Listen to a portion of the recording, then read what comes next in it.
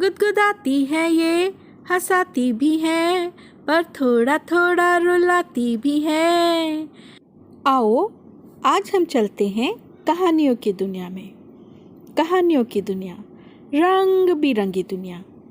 आज मैं आपको एक लोक कथा सुनाती हूँ। कहानी का शीर्षक है न तो जीती न मैं हारा। एक गांव में एक बूढ़ी अम्मा अपने पति के साथ रहती थी। बरसात के दिन चल रहे थे। 2 दिन से लगत पानी बरस रहा था।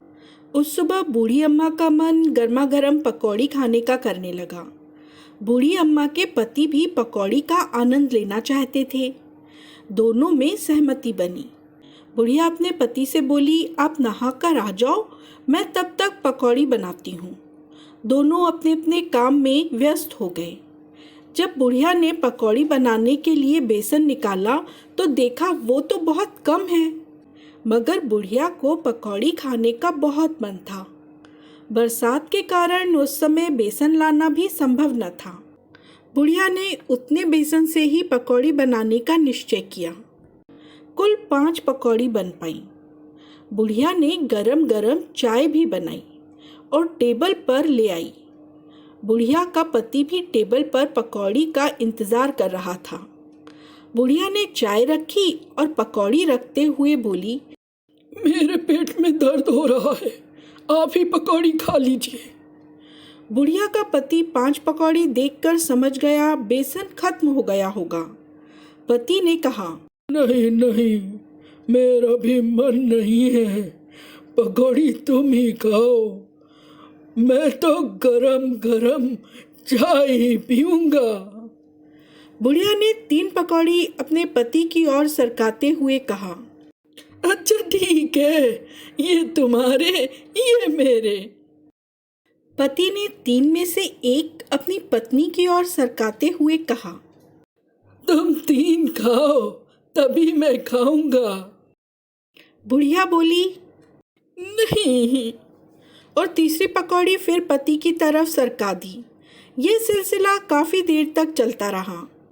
बुढ़िया नाराज़गी से उठकर बिस्तर पर जाकर लेट गई।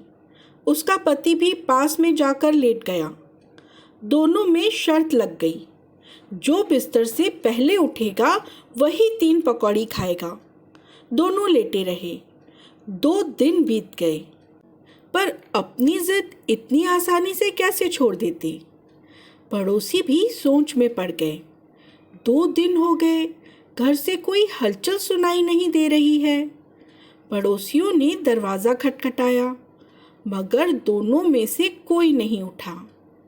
दोनों अपनी अपनी ऐंठ में थे। हार कर पड़ोसियों ने दरवाज़ा तोड़ दिया। देखा बुढ़िया और उसका पति बिस्तर पर निढाल पड़े हैं। दोनों में कोई हलचल नहीं दिख रही है। पड़ोसियों ने सोचा शायद दोनों भगवान को प्यारे हो गए हैं, सो अंतिम यात्रा की तैयारी शुरू कर दी। अब बुढ़िया के पति से नहीं रहा गया। वह उठ बैठा और बोला, ना तू जीती ना मैं हारा, अब उठो, मैं ही 3 खा लूंगा। सभी आस पड़ोसी घबरा गए और वहां से भूत भूत कहते हुए भाग खड़े हुए।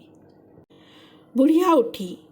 दोनों ने मुंह धोया और सबको सच्चाई बताई। सब खूब हंसे। पड़ोसन अपने घर से गर्मा गर्म पकौड़ी बना लाई। सब ने मिलकर पकौड़ी खाई। फिर बूढ़ी अम्मा और बूढ़े बाबा के सब ने खूब मज़े लिए। यह था मियाँ बीबी की नोकझोंक का एक मनोरंजक किस्सा। कहानी आपको कैसी लगी? यदि अच्छी लगी तो हम फिर मिलेंगे।